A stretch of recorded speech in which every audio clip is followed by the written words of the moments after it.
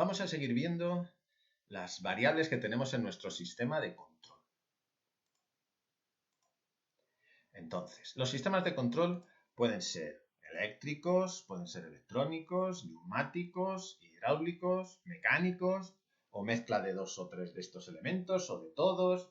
Tenemos allí una amalgama importante de sistemas de control. Podemos tener puramente eléctricos, como un regulador de tensión. Hay reguladores que son electrónicos también. Los tenemos neumáticos, como puede ser el sistema que me controla el aire desangrado del compresor para controlar el motor. Los hay hidráulicos o parte hidráulicos. Hablamos en estos vídeos atrás del sistema de mandos de vuelo. Recordemos que las superficies de control se accionan hidráulicamente la mayoría de las veces. Pueden ser mecánicos, como un sistema, la parte mecánica del sistema que me saca los flaps. O sea, tenemos partes de distintos tipos en los sistemas de control. ¿Vale? O estar formados por una combinación de estos. Y entonces tenemos los electromecánicos, hidromecánicos o electro-hidroneumático-mecánicos, o como queramos. O sea, tenemos combinaciones más o menos complejas de este tipo de sistemas de control.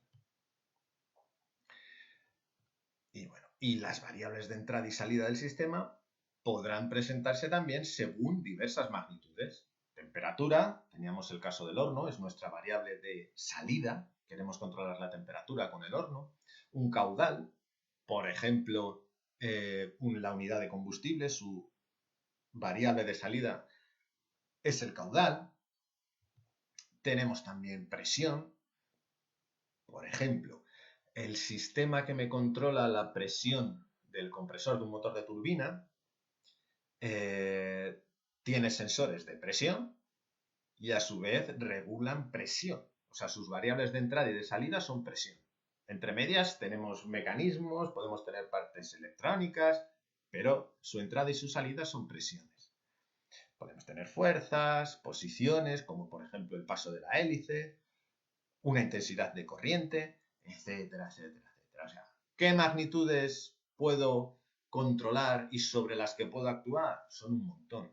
Por ejemplo, posición, en el ejemplo del horno que hemos visto, la posición del potenciómetro este que regulamos con la temperatura me condiciona el funcionamiento del sistema.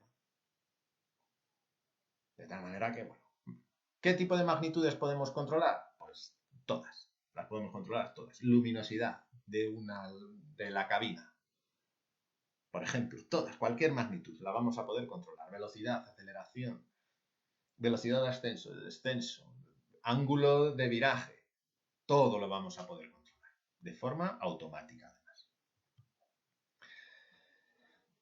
Partes que tienen los sistemas de control automáticos. Este esquema es muy importante. Vamos a ir viendo cada una de las partes y las señales que tenemos. Primero vamos a ver las señales. Tenemos una serie de señales que tenemos aquí en rojo. Tenemos la señal de mando. La señal de mando es la señal de entrada al sistema de control y que nosotros seleccionamos. Es el potenciómetro este del horno con el que ponemos 200 grados. Pues esta es la señal de mando. Esto es lo que nosotros queremos. En el ejemplo del piloto automático es la posición de los mandos de vuelo, la posición del yugo de los pedales. Lo que nosotros queremos es nuestra señal de mando. Esta señal de mando llega a un comparador. ¿Y qué compara el comparador? Pues la señal de mando, o sea, lo que quiero, ¿con qué? Con el final del sistema, con lo que tengo. ¿Vale? Me compara lo que quiero con lo que tengo. Este lo que tengo viene a través de la realimentación. Como esta señal, que es lo que tengo, es lo que vamos a controlar, lo llamamos variable controlada. La variable controlada, que es lo que tengo al final, llega al principio de nuestro sistema para compararla con lo que quiero. ¿Que lo que quiero es igual a lo que tengo? El comparador lo detecta y entonces dirá, bueno, no toquemos nada. Si algo funciona, no tocamos. Pero si lo que tengo es mayor que lo que quiero o menor que lo que quiero, el comparador va a darnos una señal de error, va a darnos una desviación. Así que la función del comparador es comparar. En este caso tiene una realimentación y le llega una sola señal de mando. Podrían venirle varias. Y una que sea eléctrica, otra de un sensor neumático, otra de temperatura. Y entonces comparando todas da una determinada orden para corregir nuestra variable controlada. Bien, así que señal de mando es lo que queremos y la variable controlada nos llega a través de la realimentación. Es lo que vamos a comparar en nuestro comparador. El comparador muy habitualmente es un amplificador operacional. Cuando el sistema de control es electrónico, se utilizan mucho los amplificadores operacionales. Recordad, un amplificador operacional conectado en lazo abierto funciona como comparador. En función de por dónde le llegue más tensión, si por su entrada inversora o por su entrada no inversora, la tensión de salida será negativa o positiva respectivamente. Y eso lo manejaremos a los siguientes elementos que vamos a ver. Puede ser también, por ejemplo, el comparador. Si pensamos en el gobierno de una hélice, tendremos el comparador, lo que hace es, me compara las revoluciones, una fuerza centrífuga derivada de unas revoluciones con la fuerza de un muelle. O, por ejemplo, también podemos tener motores de DC diferenciales, que en función la bobina suya de excitación por donde reciba el positivo, el motor va a girar en un sentido o va a girar en sentido contrario. O incluso puede ser algo tan sencillo como una válvula de alivio de un sistema hidráulico. Si la presión es excesiva, la válvula de alivio se abre. O sea, presión y muelle. Ese es mi comparador. ¿Me compara el qué? Presión y fuerza del muelle. Vale. La señal de salida del comparador es la desviación, la señal de error, la diferencia que hay entre estas dos señales que le estamos metiendo al comparador. Esa información se la enviamos al regulador o controlador. El regulador o controlador del sistema de control es el cerebro del sistema, es la parte más importante del sistema. Es el que tiene que decidir qué hacer. Algunas veces es muy sencillo y, por ejemplo, puede ser un simple diodo. O sea, puede ser algo muy sencillo si la tarea es sencilla o puede ser algo más complejo si la tarea es más compleja. Pero es el que decide. Siempre en una empresa o cuando estáis trabajando, el que tiene que decidir, ese es el que más responsabilidad tiene, también será el que más cobre probablemente, y es el principal. Si el que tiene que decidir decide mal con la información que tiene, la información que tiene es buena. Luego los que van a actuar con esa información también es gente eficiente y tal, pero si el que tiene que decidir la caga, no me vale para nada esto. O sea, el regulador es el que decide qué hacer con esta información. ¿Para qué? Para igualarme estas dos señales de aquí. Así que os repito, el regulador o controlador es la parte más importante del sistema, es el cerebro del sistema. Así que ese cerebro va a saber qué hacer para igualarme estas dos, le llega aquí esa información de la desviación, y entonces va a ordenar a alguien que haga algo para que estas dos se me igualen. Por ejemplo, en el caso del horno, sería como decirle a la resistencia, oye, si la temperatura es demasiado baja, detectamos por aquí que la temperatura es demasiado baja y dice el regulador, resistencia eléctrica, conéctate para calentarme mi sistema.